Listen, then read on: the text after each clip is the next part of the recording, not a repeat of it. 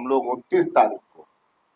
Shri Krishna memorial hall में एक कार्यक्रम नवनिर्वाचित सांसद और भारत सरकार के कैबिनेट मंत्री बनने पर अपने राष्ट्रीय अध्यक्ष जी का उनका अभिनंदन और बिहार से सभी हमारे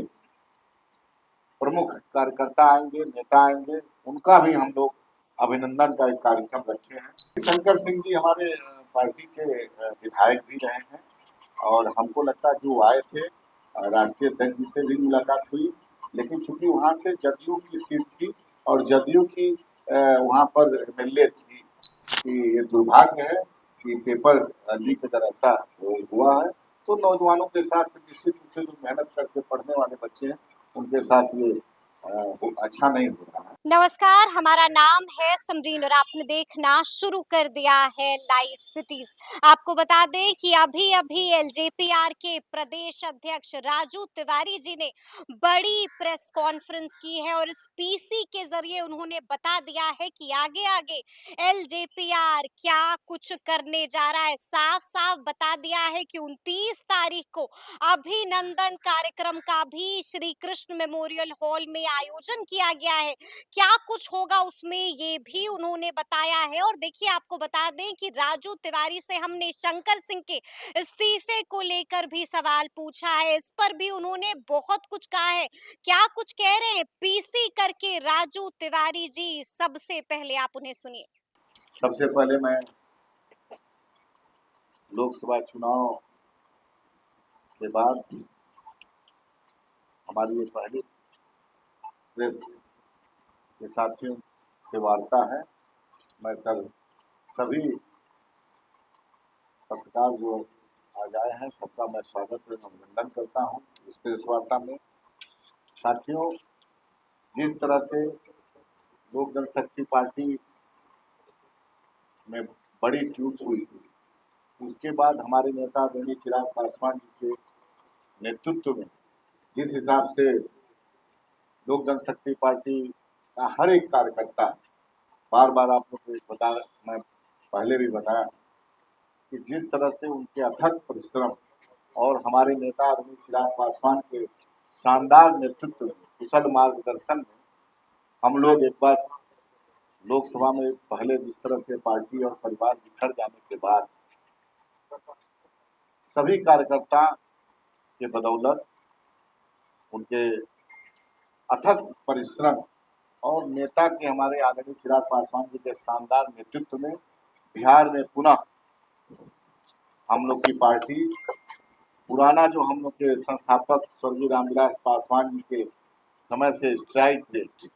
100% का था, उसको हम लोग जारी रखे हैं। इसके लिए हम अपने नेता और सभी हमारे जो कार्यकर्ता बिहार के पदाधिकारी हैं, मैं सबका आपके माध्यम से स्वागत अभिनंदन करता हूं। और जिस तरह से हम लोग 5 सीट हम लोग को एनडीए गठबंधन में मिला और लगभग 1 सीट हम लोग थोड़ा मार्जिन 1 लाख से नीचे थी, लेकिन बाकी सभी सीटों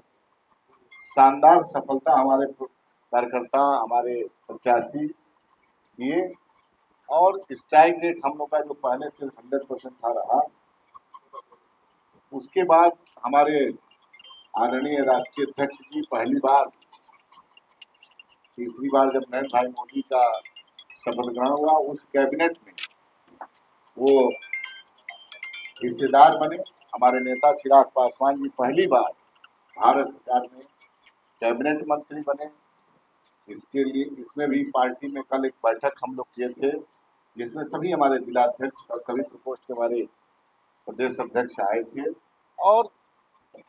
पार्टी में बहुत खुशी है और पार्टी में बड़ा उत्साह है के कार्यकर्ताओं। और जैसा कि आप लोग को मालूम है कि आने वाले लगभग अगले साल विधानसभा का भी चुनाव है। कल एक बैठक हुई, इसमें हम लोग अपने सभी सांसदों को, अपने राष्ट्रीय अध्यक्ष जी को हम लोग 29 तारीख को श्री कृष्ण मेमोरियल हॉल में एक कार्यक्रम नवनिर्वाचित सांसद और भारत सरकार के कैबिनेट मंत्री बनने पर अपने राष्ट्रीय अध्यक्ष जी का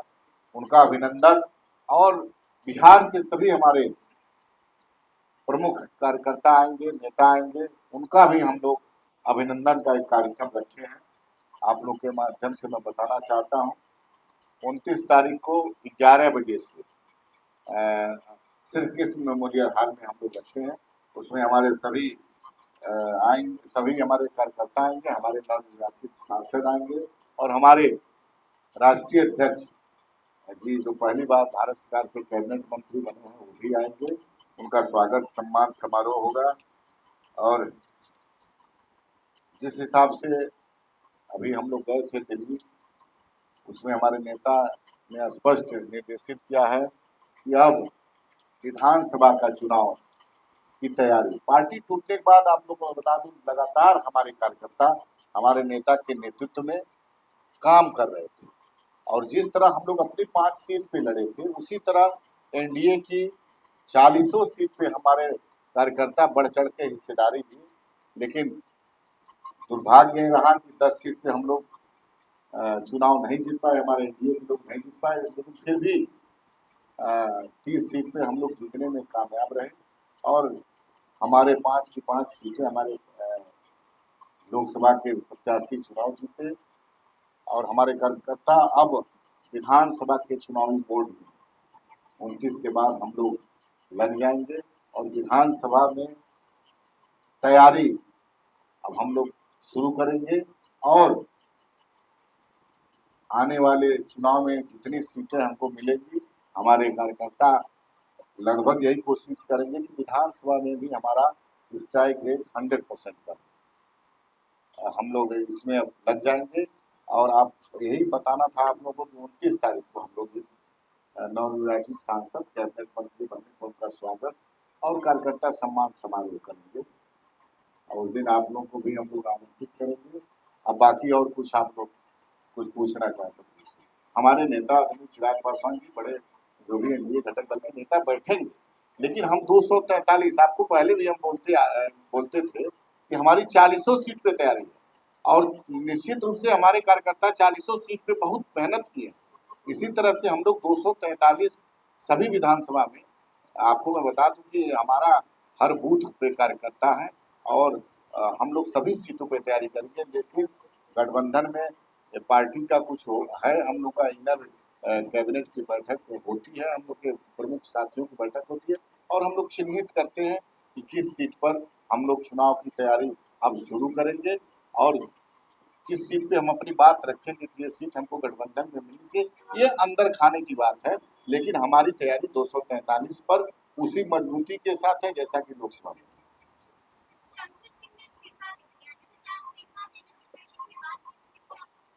नहीं, शंकर सिंह जी हमारे पार्टी के विधायक भी रहे हैं और हमको लगता है कि वो आए थे, राष्ट्रीय अध्यक्ष जी से भी मुलाकात हुई, लेकिन चूंकि वहाँ से जदयू की सीट थी और जदयू की वहाँ पर एमएलए थी जनता दल यूनाइटेड से, लेकिन वो आखिरी समय में इस्तीफा दे करके, इस हिसाब से हमारे नेता के बीच बड़े नेता जदयू के लोगों से बात हुई तो जनता दल यूनाइटेड का वो सीट था। जनता दल यूनाइटेड वहाँ से चुनाव लड़ रहा है और उनको हम लोग नहीं लड़ा पाने में मतलब गठबंधन धर्म की मर्यादा है, लेकिन उसके बाद उन्होंने त्याग पत्र दिया है और उन्होंने पद और सदस्यता से इस्तीफा दिया और चुनाव लड़ रहे हैं। नहीं, बगावत नहीं कह सकते हैं इसको। मान लीजिए वो चुनाव लड़ते आ रहे हैं और हमसे भी मिले थे, हमसे मिलने के बाद उनसे बात हुई, लेकिन जिस समय चुनाव लड़े थे उसमें हम लोग का गठबंधन जदयू के साथ नहीं था। आज जदयू के साथ गठबंधन है। ऐसी परिस्थिति में जदयू की सीट वहाँ से विनिंग सीट है। ऐसी परिस्थिति में हम लोग अपनी पार्टी को लड़ाने में कहीं से हम लोग की दिक्कत थी, हम लोग गठबंधन धर्म की मर्यादा मानते हैं तो हम लोग नहीं लड़ाए, तो स्वतंत्र है, वो पार्टी से त्याग पत्र देने के बाद चुनाव लड़ रहे हैं अपना। वोट नहीं देंगे तो काम नहीं। लोकतंत्र की यही खूबसूरती है कि जो मत दे नहीं दे सबके माननीय लोग होते हैं और मान लीजिए विकास डेवलपमेंट होता है तो किसी चिन्हित करके नहीं होता कि ये हमारे वोटर हैं। हमको लगता है हर गांव में अगर 50 आपके समर्थक हैं तो 2, 4, 5 नहीं भी रहते हैं, लेकिन काम में सरकार सबकी होती है, विधायक और सांसद सबके होते हैं। इस तरह की बात हमारी पार्टी इसको मतलब अपना वो नहीं करती है, उनका पर्सनल था क्या है। हम लोग इससे सोच के नहीं है, हम लोग इस सोच के हैं कि बिहार कैसे सर्वश्रेष्ठ राज्य का दर्जा प्राप्त करे, कैसे बिहार अपनी खोई हुई प्रतिष्ठा गौरव जो बिहार का स्वर्णिम इतिहास है उसको प्राप्त करे, और इसके लिए इस सब बातों पे नहीं ध्यान देना चाहिए, विकास और काम करना चाहिए, उस पर ध्यान देना चाहिए। ये देखिए, इस पे हम तो हमारी पार्टी निश्चित रूप से हमारे नेता श्री चिराग पासवान जी का पहले से है कि आए दिन, जैसे आप मुजफ्फरपुर की बात कीजिए, ऐसे अभी कल सिवान में एक हमारा मतलब वो इम्प्लाई है जिसकी हत्या हुई, और एक बहुत बड़ी घटना घटी औरंगाबाद में, आपने देखा होगा एक मासूम बच्ची के साथ जिस हिसाब से दुराचार करने के बाद उसके साथ अमानवीय कृत्य हुआ है, उसको पता नहीं तेजाब पिलाया गया, जो ऐसी ऐसी खबरें आपको माध्यम से, ऐसा कानून बने, ऐसा भय बने, और गिरफ्तारियां भी हुई है, और बिहार पुलिस हमको लगता है कि हमारे मुख्यमंत्री इसके प्रति हैं कि उनको तुरंत जेल भेजना ही पहली प्राथमिकता नहीं है, जेल भेज करके तुरंत स्पीडी ट्रायल। हमारे नेता चिराग पासवान जी स्पष्ट रूप से पहले भी कह चुके हैं कि ऐसे घटनाओं पर गिरफ्तारी के साथ साथ त्वरित स्पीडी ट्रायल करा करके उनको सजा, और ये हमारी पार्टी की प्राथमिकता है, और निश्चित रूप से नीतीश कुमार जी की सरकार में ये पूरा होगा। नहीं, देखिए, निश्चित रूप से पुलिस कार्रवाई कर रही है बिहार की, उसमें बहुत सारी गिरफ्तारियां भी हुई हैं। अगर ऐसा हुआ है तो निश्चित रूप से पुलिस हमको आप ही लोग के माध्यम से, मीडिया के माध्यम से, उसमें बहुत सारे लोग जेल भी गए हैं, और जो छात्र उसमें है उसको हमारी आर्थिक अनुसंधान बिहार की पुलिस उनसे पूछताछ कर रही है, और कार्रवाई हो। देखिए, दुर्भाग्य की बात है, ये इसमें कहीं अतिशयोक्ति नहीं है कि ये दुर्भाग्य है कि पेपर लीक अगर ऐसा हुआ है तो नौजवानों के साथ निश्चित रूप से जो मेहनत करके पढ़ने वाले बच्चे हैं उनके साथ ये अच्छा नहीं हो रहा है, और पूरा सरकार सजग है, और कार्रवाई भी होगी, और इसके जितने भी लोग हैं वो पकड़े जाएंगे और उनको सजा भी मिलेगी। और आगे देखिए, सुप्रीम कोर्ट में भी ये मामला चल रहा है, देखिए सुप्रीम कोर्ट का क्या दिशा निर्देश आता है, वैसा होगा।